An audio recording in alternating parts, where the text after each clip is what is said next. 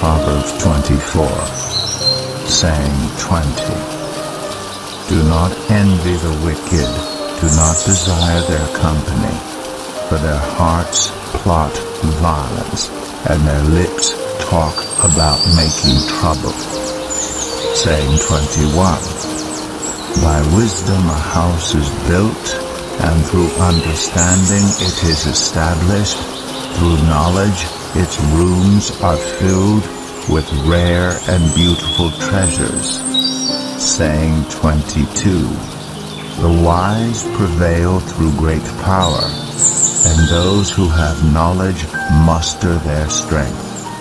Surely you need guidance to wage war, and victory is won through many advisors. Saying 23. Wisdom is too high for fools. In the assembly at the gate, they must not open their mouths.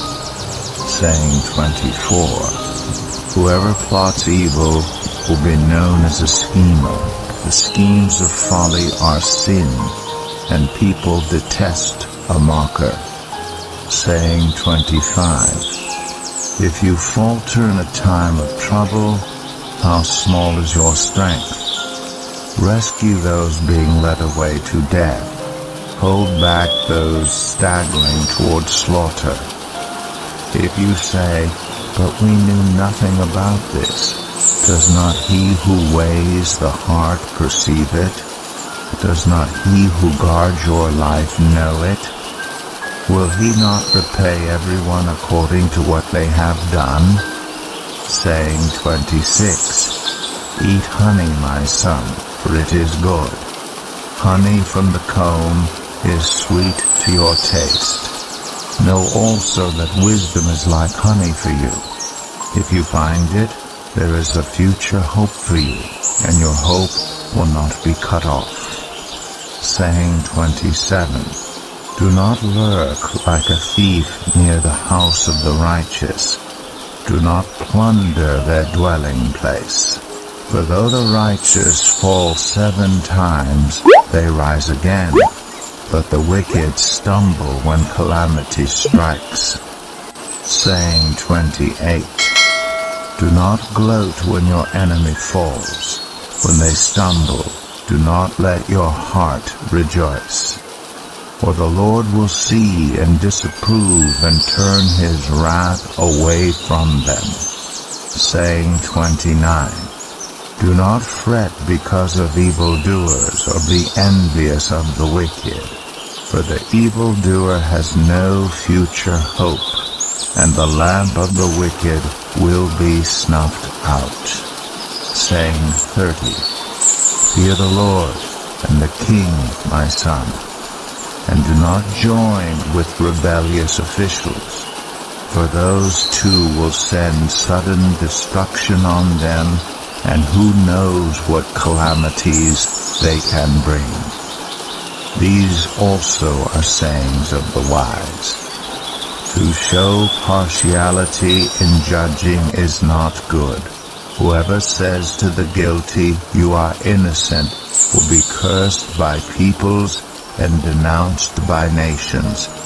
But it will go well with those who convict the guilty, and rich blessing will come on them.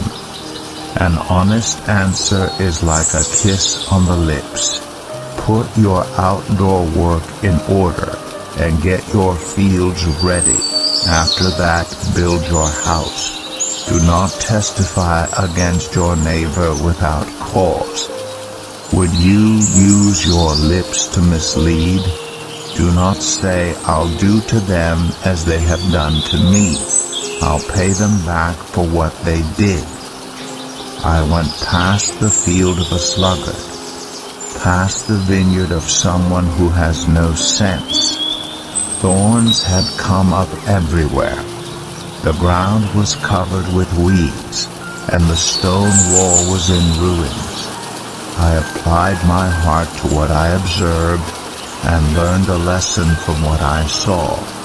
A little sleep, a little slumber, a little folding of the hands to rest, and poverty will come on you like a thief, and scarcity like an armed man.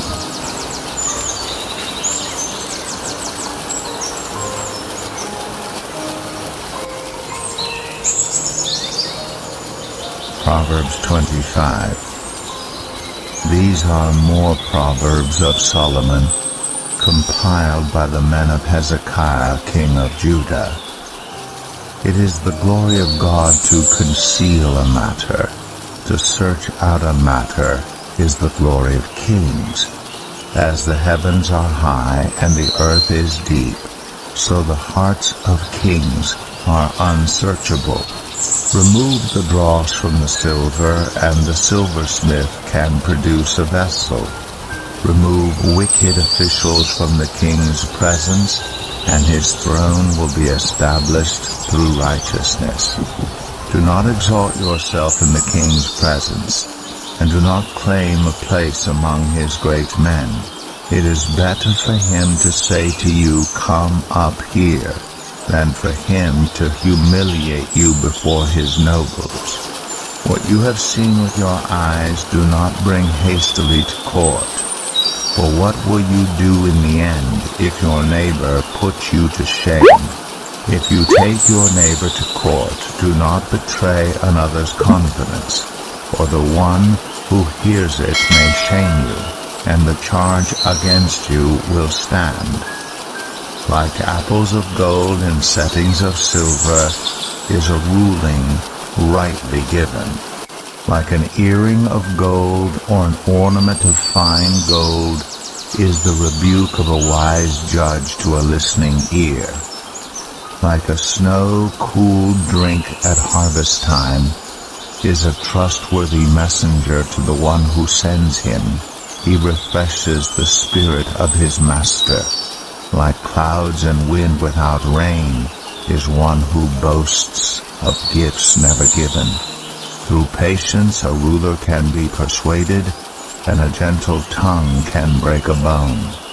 If you find honey, eat just enough. Too much of it, and you will vomit. Seldom set foot in your neighbor's house. Too much of you, and they will hate you. Like a club, or a sword, or a sharp arrow, is one who gives false testimony against a neighbor. Like a broken tooth or a lame foot is reliance on the unfaithful in a time of trouble. Like one who takes away a garment on a cold day, or like vinegar poured on a wound, is one who sings songs to a heavy heart. If your enemy is hungry, give him food to eat. If he is thirsty, give him water to drink. In doing this, you will heap burning coals on his head, and the Lord will reward you. Like a north wind that brings unexpected rain is a sly tongue which provokes a horrified look. Better to live on a corner of the roof than share a house with a quarrelsome wife.